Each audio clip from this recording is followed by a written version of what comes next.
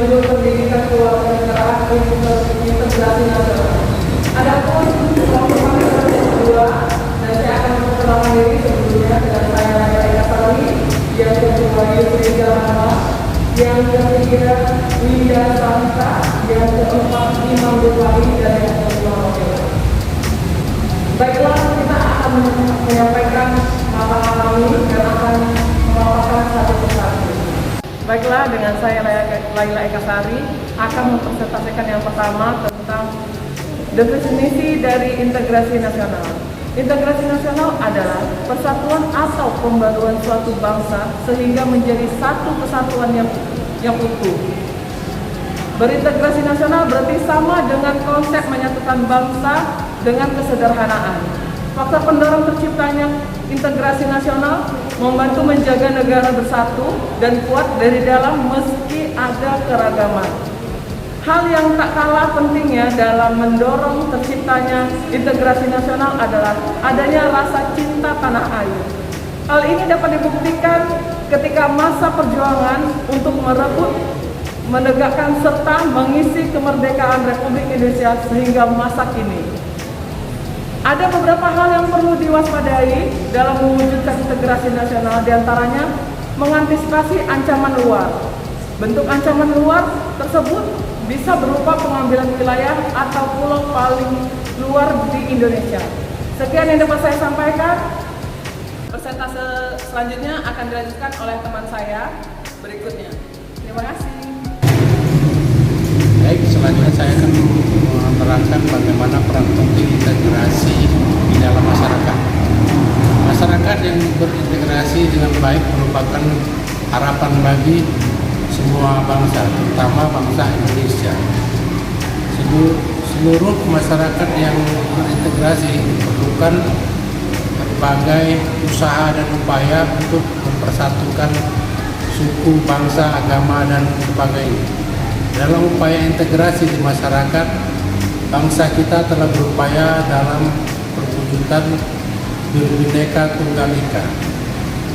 Kemudian Indonesia sangat dikenal dengan berbagai aneka ragam suku, budaya, dan agama. Oleh karena itu, kita perlu berusaha untuk berintegrasi sehingga mewujudkan negara yang maju sebagai tujuan atau landasan Pancasila. Mungkin itu yang bisa saya sampaikan.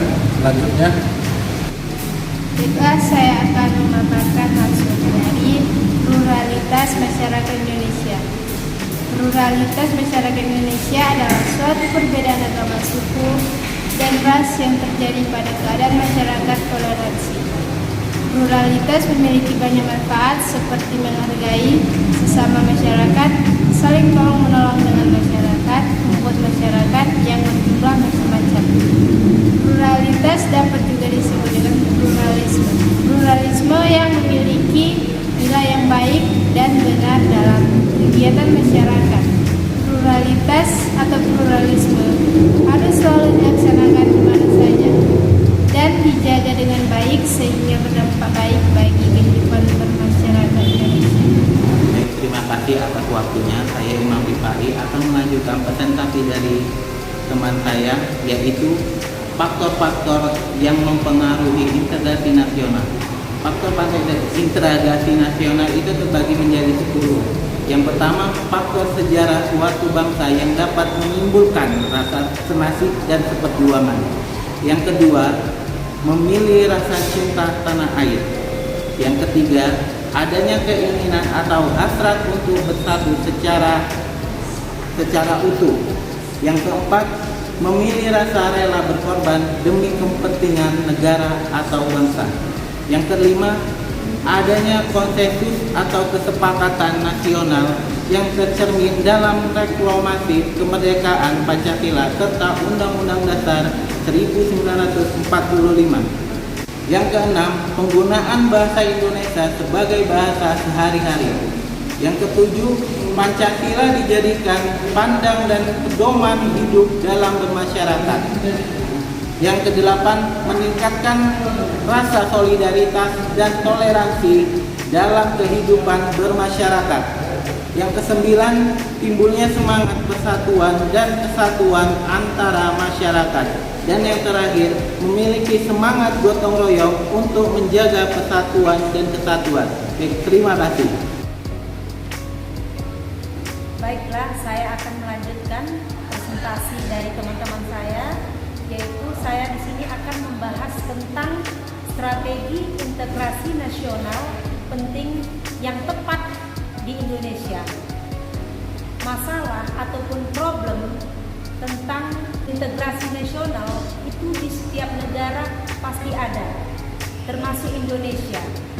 Di Indonesia ada beberapa problematika, beda politik, agama, suku, ras, bahasa, dan lain-lainnya. Inilah suatu problem yang terjadi di Indonesia. Maka dari itu, sistem pemerintahan di Indonesia harus mempunyai solusi. Apa solusi untuk memecahkan problematika yang terjadi pada integrasi nasional? Dengan adanya semboyan Bhinneka Tunggal Ika, di mana artinya berbeda-beda tetap satu juga, di mana di sini akan kita menerapkan walaupun berbeda agama, suku, ras, bahasa, kita akan menyatukan sesuai dengan keadilan sosial bagi seluruh rakyat Indonesia. Harus adil. Agama berbeda, tapi tujuan cita-cita kita harus sama, yaitu mempertahankan kemerdekaan Indonesia, di mana Indonesia harus mengisi dengan belajar keras dan juga harus menambah wawasan, baik itu di bidang ilmu teknologi, ilmu agama, ilmu pendidikan Pancasila, kewarganegaraan, hukum, dan lain sebagainya. Sehingga Indonesia ini diakui oleh seluruh negara. Jadi Indonesia ini tidak semena-mena dipandang sebelah mata oleh negara lain. Nah, dari ini semua yang sudah dipaparkan teman-teman saya tadi, dari bab 1, bab 2 sampai saya bab 4 telah dipaparkan dari definisi sampai strategi yang diterapkan di Indonesia ini. Inilah hasil kesimpulan kami dari kelompok 2 tentang integrasi nasional. Nah, dari sinilah kami menekankan bahwa pentingnya integrasi nasional ini dipelajari di mata kuliah pendidikan kewarganegaraan yang diampu oleh Bapak dosen kita, yaitu Bapak Emil. Baiklah, saya mengucapkan terima kasih atas presentasi yang kami paparkan pada video kali ini. Semoga video kali ini akan bermanfaat untuk kita semua. Kami dari Fakultas Hukum Universitas Asahan mengucapkan terima kasih. Assalamualaikum